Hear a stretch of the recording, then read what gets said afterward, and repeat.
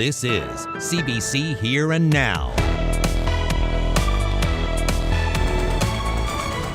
Well, it was certainly a snowy day across the Avalon today. Now we're going to talk about some cold weather. I'll have all the details. I don't want my money back. I'm not interested in that. I've done that for the community. Darren, she benefited from it. Stella sidelined. The status of a therapy dog program to address mental health for RNC members and the community hangs in the balance. That CBC Investigates story is coming up. Memorial University's women and men's basketball team are headed to the Atlantic Championships this weekend. We're gonna win. We're gonna win. We're going to win the AUS Championships, hopefully. I'm Jeremy Eaton, and I checked in with both teams before they left. Good evening and welcome to Here and Now.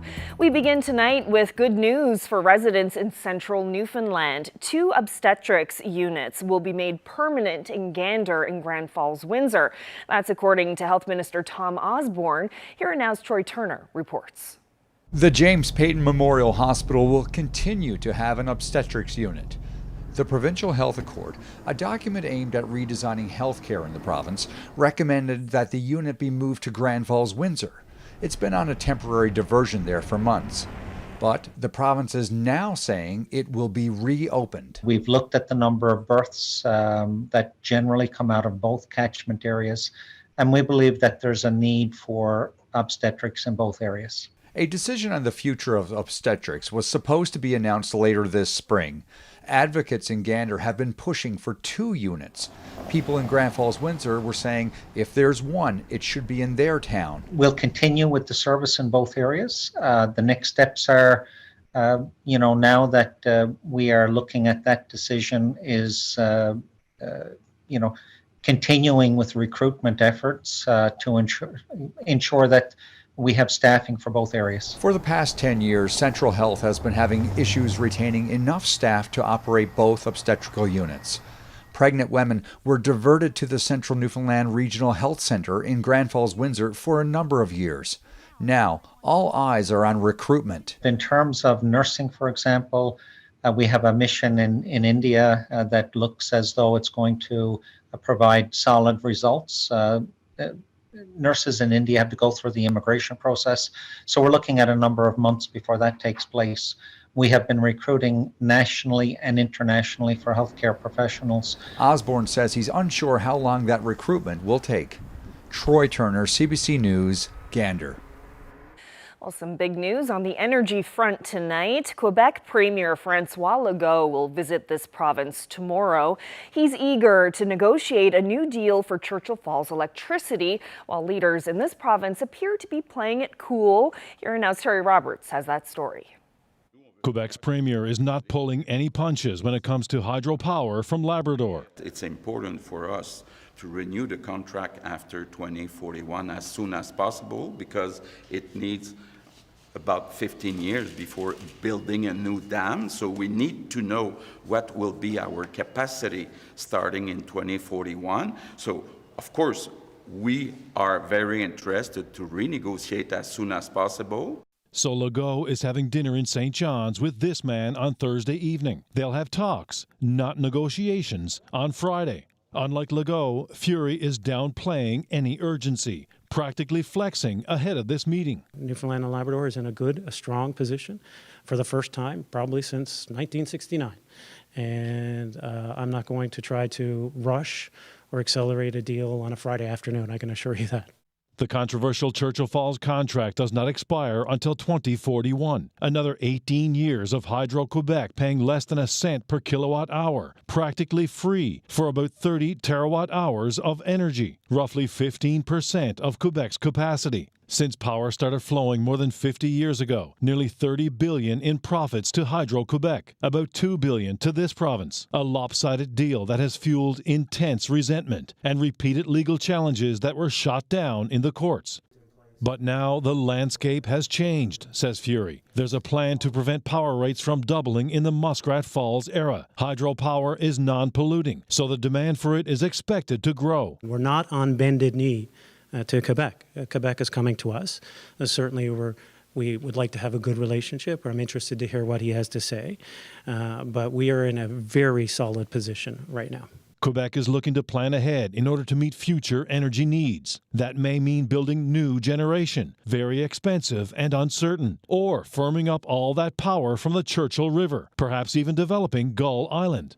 So Legault has questions for Andrew Furey. What are the priorities? I know that he's looking for many things. Furey has received advice from 2 expert panels, but so far he's holding his cards tightly. At this point, it's just a discussion between 2 premiers. With opposition politicians promising to ensure the mistakes of the past are not repeated. Anything that's negotiated, anything that's talked about, has to be discussed with the people of this province, has to come to that House of Assembly, to the legislature here, so the representatives of the people of this province get an opportunity to have an open dialogue and an open debate so people can decide whether or not this is beneficial to the people of this province. Of course, it will have to be a win-win agreement. So while Quebec's premier is certainly in the mood to talk, the question now is whether all that goodwill translates into a deal that's acceptable to both sides. Terry Roberts, CBC News, St. John's. And of course, any talk of new hydro deals in Labrador will get the attention of the Innu Nation. Premier Andrew Furey says he personally advised Innu Nation Grand Chief Etienne Rich of Legault's visit and says he plans to provide the chief with an update following Friday's talks.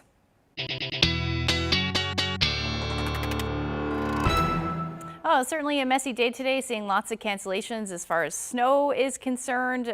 School, I should say, another snow day for those of you. I'm sure lots of kids were happy about that. The reason for that is an area of low pressure that is just skirting the Avalon. If I zoom in a little bit, we've been seeing that heavy snow for a good chunk of the afternoon, but the radar is starting to lighten up. So we actually should see that clear over the next hour or so. Picked up, the airport's saying 11 centimeters.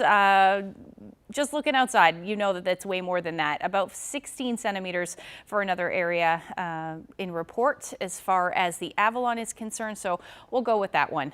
So about 16 centimeters of snow has fallen. You can see outside right now, still reporting light snow.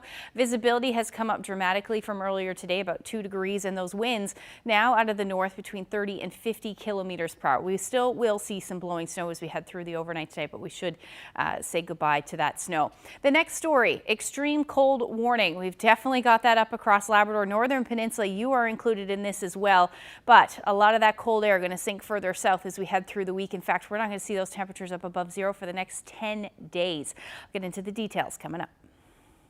Thanks, Ashley. Well, it's National Human Trafficking Awareness Day, and to reflect on the day and what it means, the Association for New Canadians held the province's first ever Anti-Human Trafficking Summit in St. John's. The event brought together different sectors of the community to brainstorm how to make Newfoundland and Labrador free of human trafficking, especially for vulnerable populations like immigrants and newcomers. On the Go host Anthony Germain went to the Amera Innovation Center this afternoon to learn more about it. So human trafficking is the transfer, recruitment, harboring of individuals through the means of force, coercion, manipulation and threats for the aim of exploitation or organ harvesting. If you listen to the words, you hear something like recruitment, you hear harboring, which means that someone can be harbored even in your basement apartments for exploitative purposes and you don't even know. So that is trafficking. So trafficking happens here. It can happen just around you. So people should not think that human trafficking is something that's so dramatic that it cannot happen here. It is happening here, and we realize that labor trafficking, especially of immigrants, is on the rise here in Newfoundland and Labrador. People even don't know the signs of human trafficking in the first place, and that's why the C project, of which I'm the lead, the Support and Power Access Project of the ANC, is here. We're going around educating people, letting them know what human trafficking is, the signs, so that they can actually identify it in the first place. The fact that we could come, sit together and learn. These are people from different sectors of the community. Sexual assault nurse examiners here, people from other parts of the health sector, immigration, just different non-profits, everyone coming together from different communities to learn, reflect, and then brainstorm. And we got to know what each organization does, so that in case of any situations with human trafficking, we know who to reach out to for which need. So it was a really important time of networking, partnering together to make sure that our province is safe from human trafficking, especially for immigrants.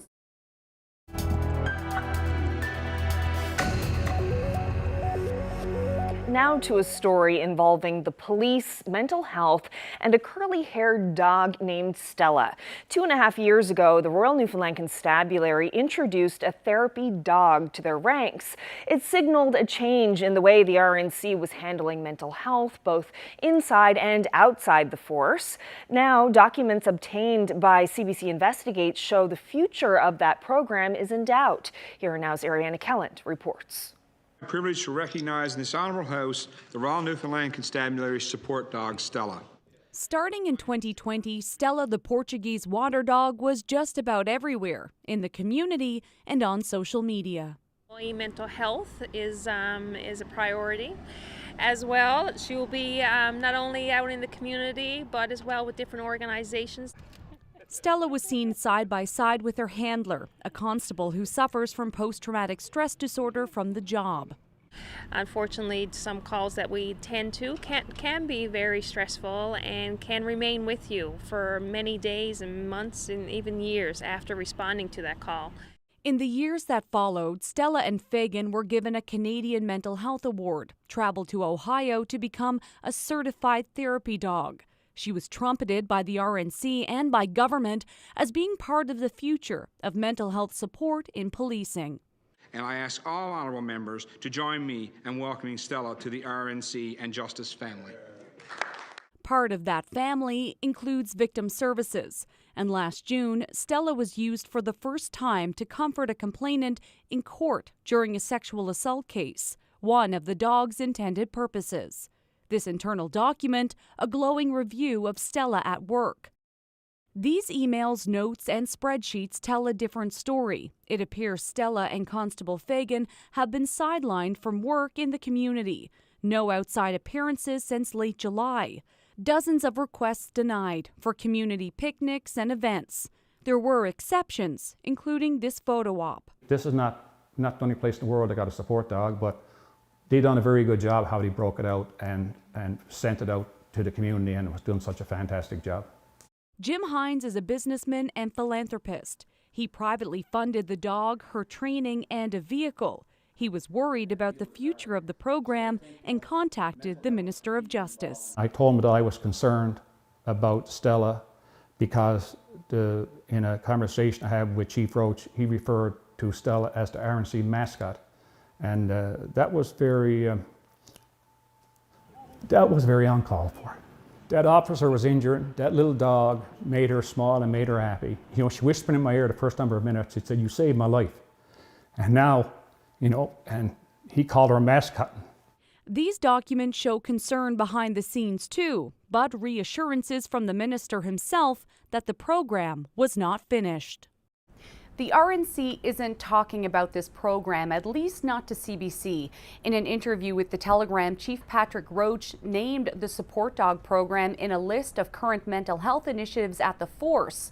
John Hogan isn't talking either. In a statement, the Justice Department says the RNC makes operational decisions, not the minister, and that a working group has been established to evaluate current wellness programs. Ariana Kelland, CBC News, St. John's. Well, from mental health to health care, despite efforts to recruit primary care physicians, the province lost more family doctors than it gained over the last 2 years. The province's medical association says the number of people without a family doctor has also grown. But the health minister is optimistic that access to primary care will improve. Here Now's Mark Quinn reports. Hands-on care like this from a family doctor is getting harder to find. It's less available because the shortage of primary care doctors is getting worse. Over the past 2 years, 122 family doctors did not renew their license to practice in Newfoundland and Labrador. It is concerning. We recognize that there's a family medicine crisis. Dr. Chris Luscombe is the president of the Newfoundland and Labrador Medical Association.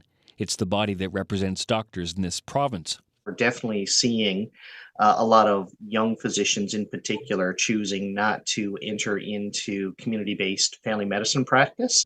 Over the past 2 years, 115 new family medicine licenses were issued in this province. So in total, there's been a net loss of 7 family doctors.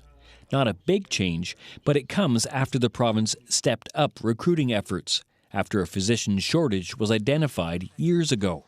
Luscombe is calling on the province to do more.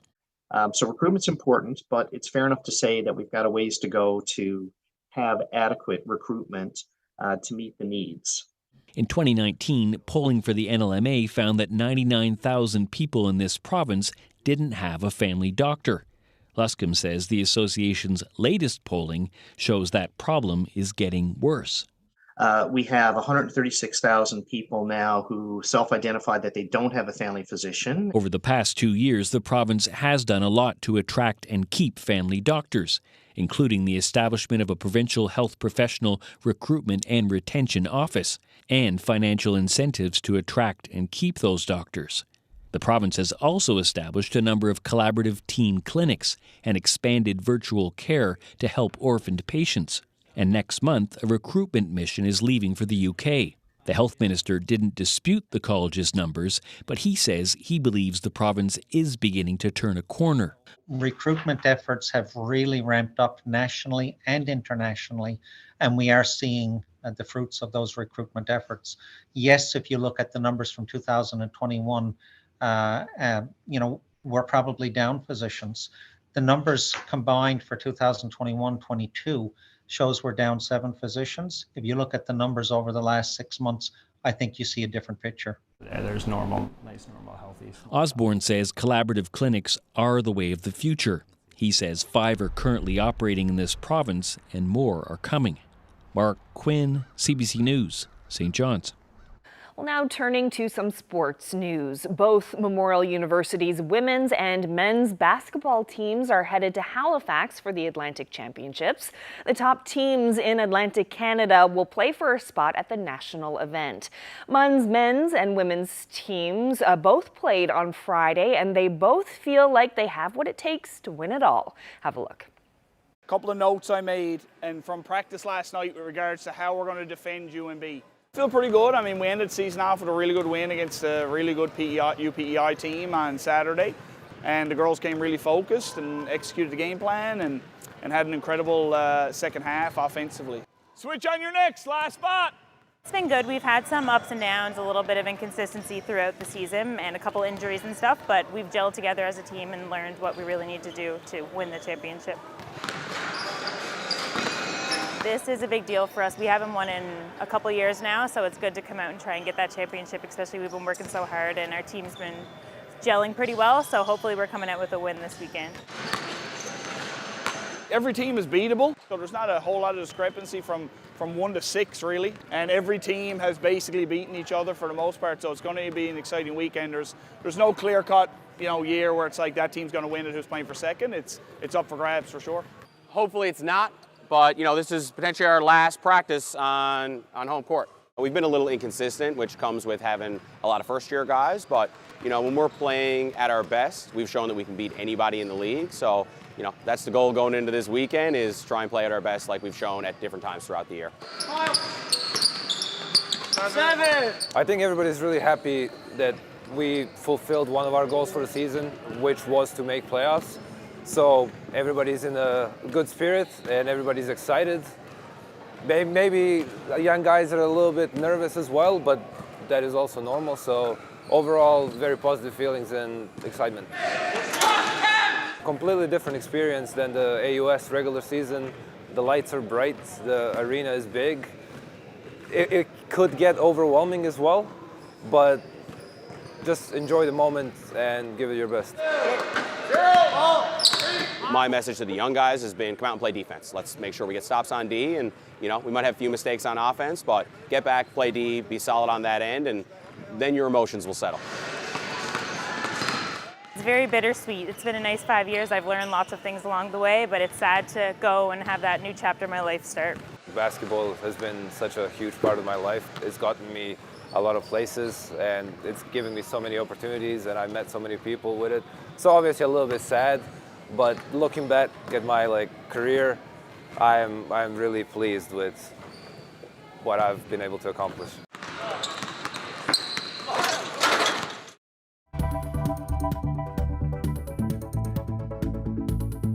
Well, according to the radar, the snow is starting to taper off for the Avalon, but our next story is some cold temperatures temperatures on the way across the province.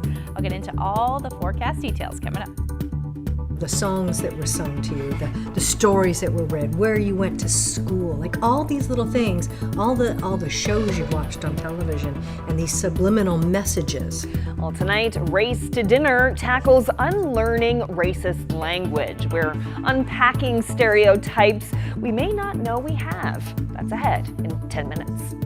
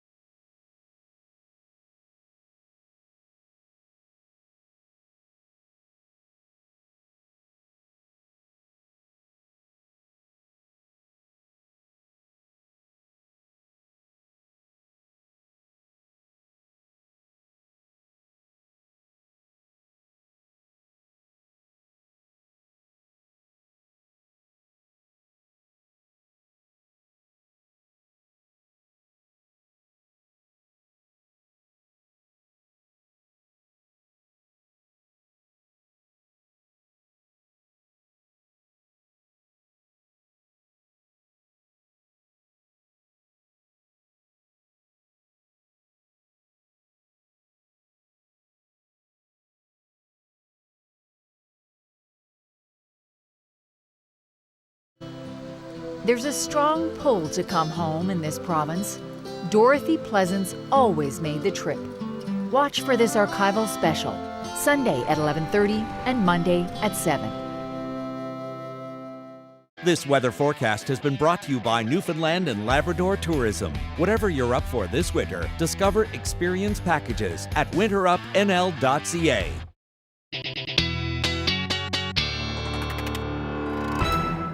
All right, time for a look at the forecast, and my goodness, it was quite the day. We had all that rain the other day and all the snow. Today, I'm hearing a few more people complaining about February. I can't imagine why. It hasn't been nice. Oh, it's been a lot. It's been a Yeah. lot of winter, a little spring thrown in there this week, but yeah, we're into for some cold air. Okay. To, end out the month, because why Getting not? it all. Getting it all. If you had it on your bingo card, there you go. You're good to go. Let's take a look at what's going on out there across the province today. Hovered around 0 degrees for St. John's. That was earlier this morning, I should say. And then temperatures across the rest of the island were pretty much into the minus single digits, -2 in Corner Brook today. And then we got some of that colder air up across Labrador. -22 is a cold spot in Nain. -16 for the west, and then as you head towards the coast, temperatures somewhere between -13 and -19 through the day.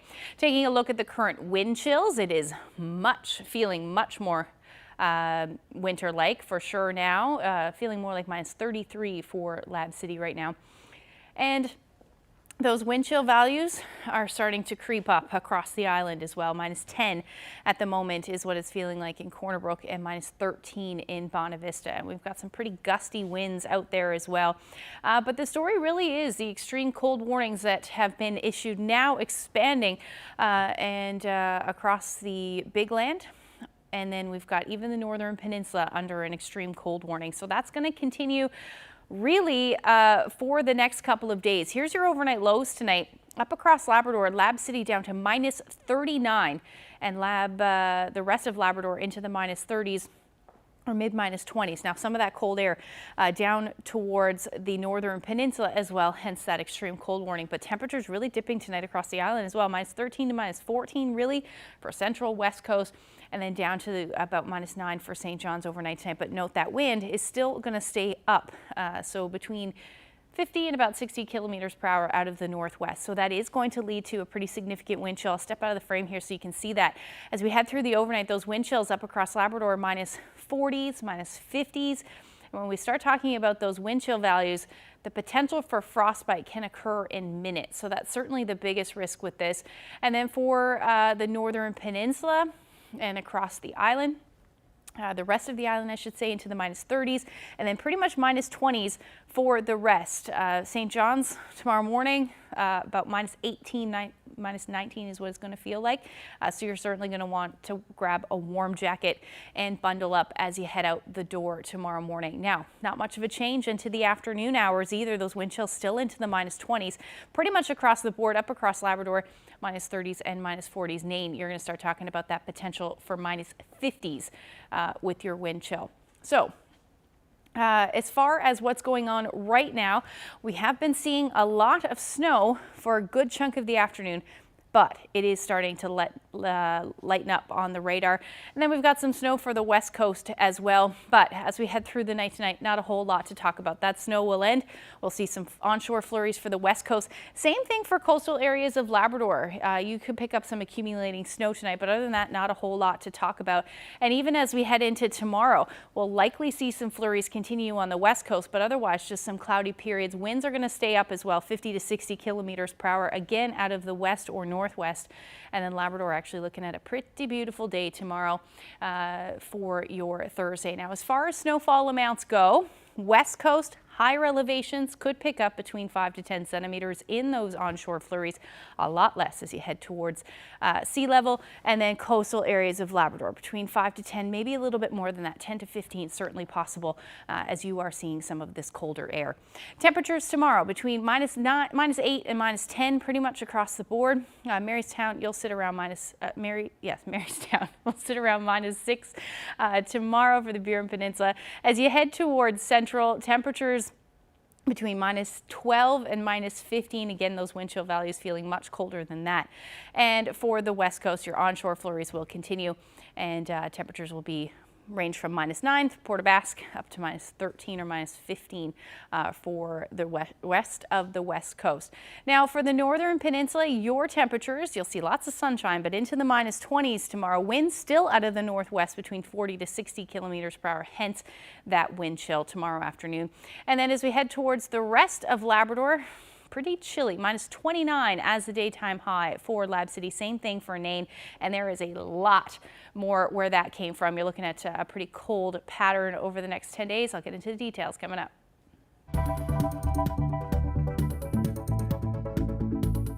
sorry, George, white men are typically at the helm of the power, and it's usually catered to ensure that your safety is protected. You really do need somebody to come and say, now hang on here.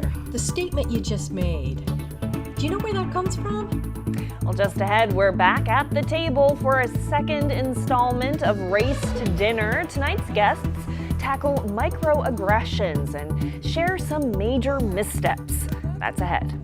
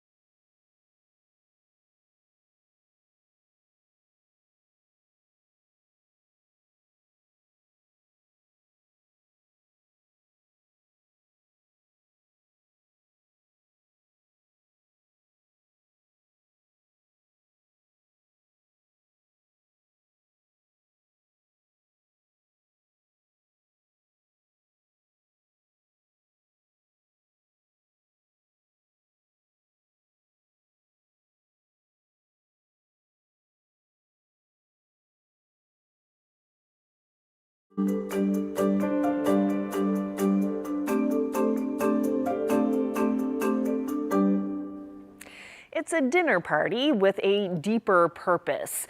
Race to Dinner is all about hosting frank conversations, confronting tough topics like racism and white privilege, and as you're about to see, it can get cringy.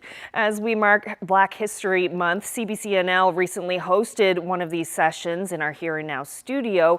We brought you part one last night. Well, tonight our dinner guests tackle unlearning racist language and when to speak up. So do we understand what systemic racism is? Yeah. Okay. And then for other people, it means it's embedded into the system. It is, without thinking, it's just the way things run and the way they've run since the institution of the system. Since the system has started, it's been created in a way that white people are typically provided for, cared for. Usually, white men are typically at the helm of the power, and it's usually catered to ensure that your safety and your importance is protected. I never knew that for all my life. That's something that a lot of white men don't think about. So the system was built by you, for you, to preserve you. And it's done a good job. And it's done a fantastic job of preserving for you. Yeah. And then when we look at systems, it typically goes white men, white women, and then racialized folk, with black people usually falling at the bottom because anti-black racism is in every culture. It exists in every ethnicity, in every racialized. There's just due to white supremacy, there's this written off that black is bad and darkness is bad and all of that is bad. So in every race and ethnicity, if you're of the darker part, you are automatically sidelined. So it's important that when we talk about race and racism exists within a lot of different cultures, and it's usually anti-black. So that's a sentiment that runs through a lot of things. Even our language. Yes. Even our language, because who's wearing the black hat? The bad guy. Yep. Right? I mean, those kinds of things are so woven into our culture. We don't even see them. No. And he rides a good guy rides the white horse. Right? And so, I really think that's part of the work that has to be done, and not just work by you, because Absolutely. I think oftentimes as white people, we kind of think that we'll have the black people teach us. We'll just put that work on you to teach us, and that's kind of what we're doing here in some ways. And we have to take more ownership. But when you live a certain way and you got the blinders on and you're doing your thing and you don't think you're causing harm, you really do need somebody to come and say, now hang on here.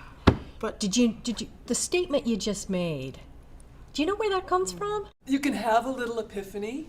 So I was in a situation very much like this, spread of food, in a kind of staff coffee room situation. And one of the people who worked with us was a man from Africa. And he was also like a sugar maniac. I was trying to relate to him, don't eat the last cookie. And, oh God.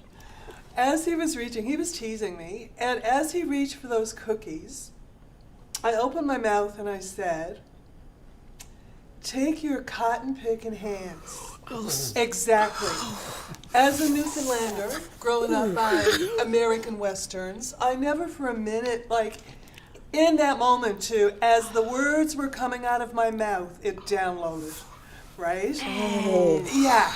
But that can happen because, like I said, it is in the ether. And so much of our lives are these things. They're little tiny building blocks that you've had from infancy. The songs that were sung to you, the stories that were read, where you went to school, all these little things, all the shows you watched on television, and these subliminal messages, right?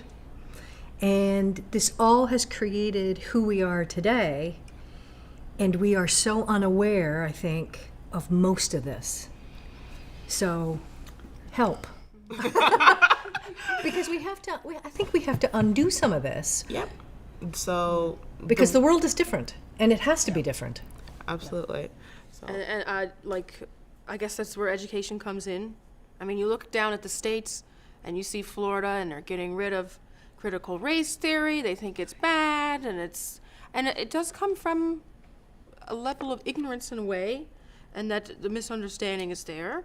There was a homework assignment that was released last year. And that was social studies where students were they were basically told how to prevent immigration. And the end of it is why should people not come here? And they were given the task of preventing racialized people moving to Newfoundland and Labrador. And it hit the media because parents were handed, you have racialized students coming home with their homework being like, what am I supposed to do? How am I supposed to prevent me coming here? But can I just... Yeah.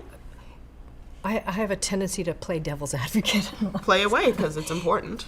Because I think to really explore an issue, you have to look at a lot of different sides of it. And particularly in universities, where our job as university profs is to challenge people and challenge the ideas that they hold, challenge their worldview, create or help students create an open mind. Yeah. Okay?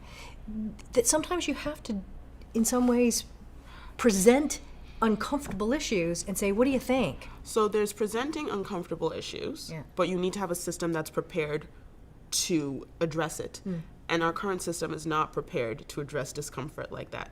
There isn't enough of representation of racialized people in the system for them to see the other side. They do not see enough of the good that racialized people, they're not presented with enough of the good that racialized people contribute to our particular province. So if you're continuing to give them say why they shouldn't be here when they're continuously bombarded with why people shouldn't be here, they're just continuing to further instill that idea. So that's what we have with that situation. So when we talked a little bit about and we're talking about unlearning, basically noticing that there are things going on. So I have a question. So we're all adults.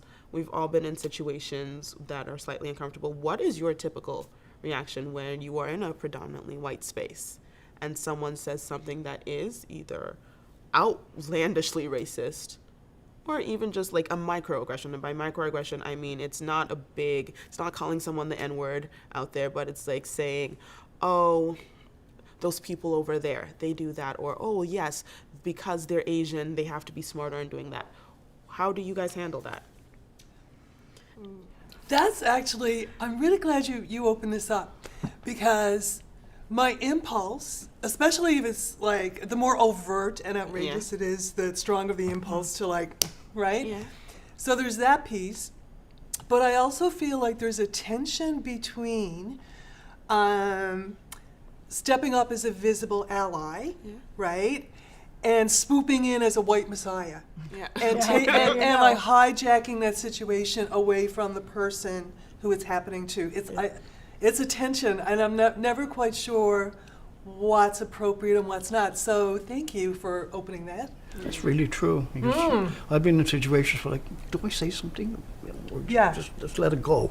And I find it more so because I did witness an outrageously racist microaggression against a black man. I was standing right there, and he actually turned. And did you see that? And I think just men in general, I would be, and this is probably sexist, but I would be a little more reluctant if the object of the hostility was a man, because for some men that's an additional kind of offensive thing. I don't need your help. So yeah, it can be tricky, I think.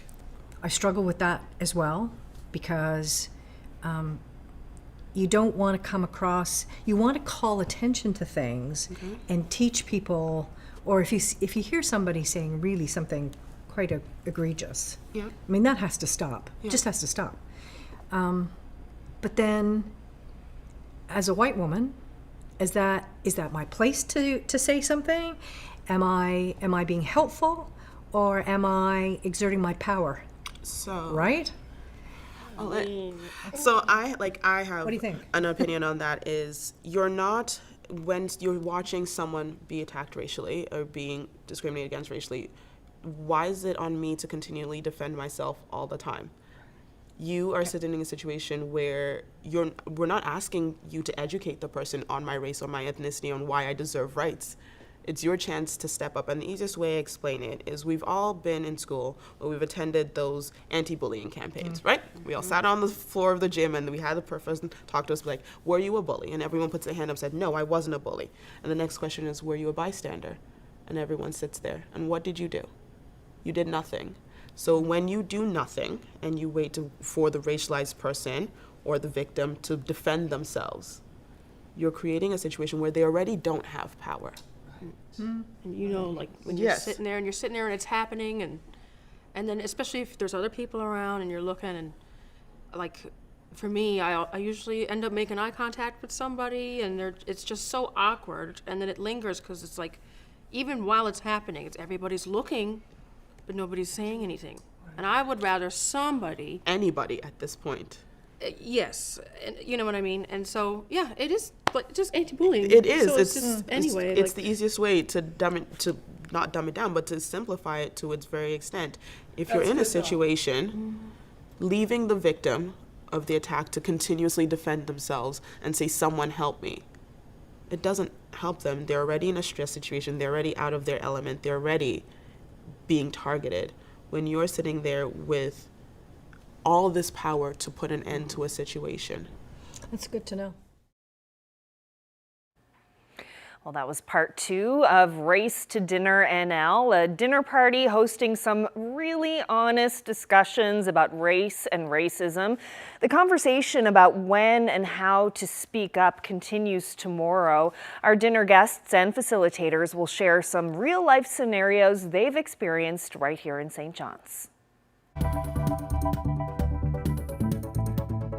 They are placed in a school where they're learning the language as well as learning the curriculum content, and they wake up every morning and go to a space where they do not know anyone.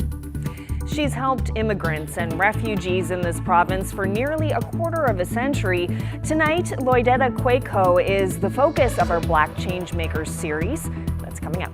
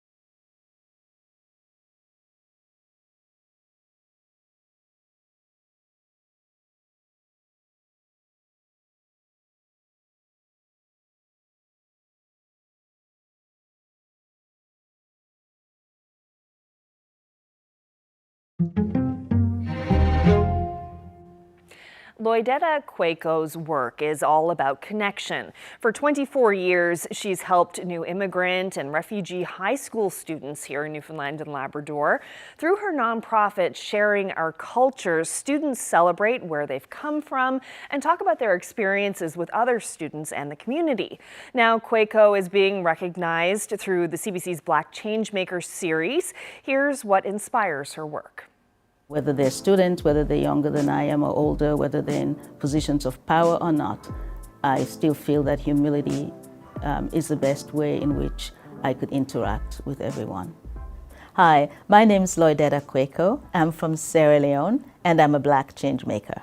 Our work involves engaging high school youth from diverse cultural backgrounds and giving them opportunity to enhance, develop, maybe learn new skills that will help them in their academic work as well as maybe seeking employment outside of school. Working with the children from diverse cultural backgrounds has really taught me a lot in terms of their resilience.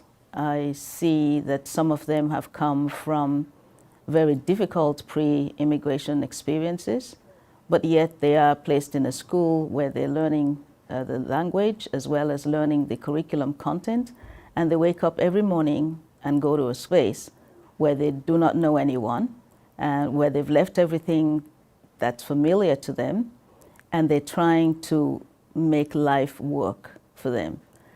So that sense of the resilience, the motivation, what has challenged them against all odds to try to work hard and do the best that they could. And it has also taught me that perseverance is important, because I see some of the students who come and they have so many hurdles to overcome, but yet they graduate from school, they're able to post-secondary education, and they graduate from that and are working. It's so satisfying and fulfilling, and I've learned that from them. They've inspired me to continue doing what I do, because they're working just as hard or even harder than I am working in terms of providing for them what they need. And the students themselves, I always come down to their level, because I put myself in their situation. I empathize with what they're going through. And it is through that sense of I am no better than you are. My circumstances may have been different that placed me where I am, but I am here to bring you to where you want to be and where you want to go, and what your potential, particularly with the students, because they do have the potential to succeed and the potential to bring about change.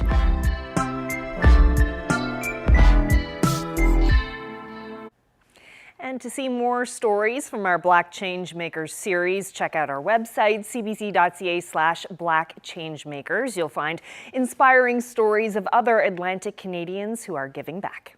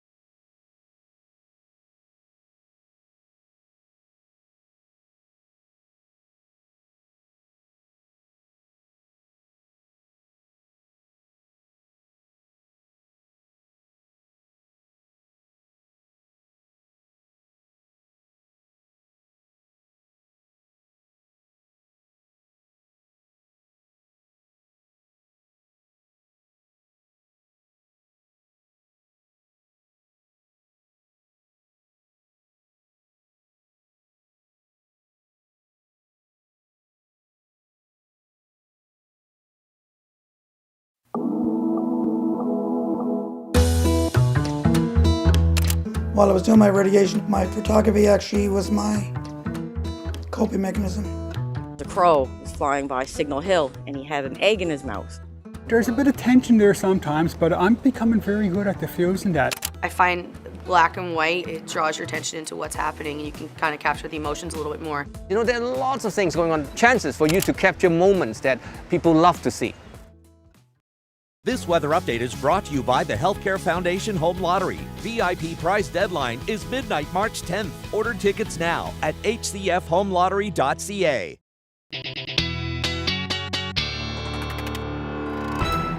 Well, if you haven't done it already, it's probably time to crack out the long johns because the temperatures are going to be even colder. Yes, in the coming days. Yeah, we've got quite a long stretch of cold weather as we pretty much end February, it looks like. So let's take a look at the long range.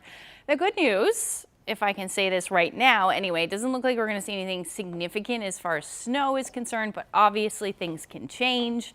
But at the moment, that's what it's looking like. So let's look at Thursday evening into Friday morning. Some onshore flurries will likely continue for the west coast. Other than that, big ridge of high pressure holding place, which means it should be actually fairly nice up across Labrador, but cold, and then across the island as well. Other than those flurries, nothing really to talk about. Now, eastern areas of the island in onshore flow will likely see some flurries over the next week or so, but it shouldn't accumulate too much. If we do see any accumulation, it will be on the west coast. There's your temperatures for your Friday, between minus 23 and minus 26 across the Big Land. Again, those wind chill values much colder than that.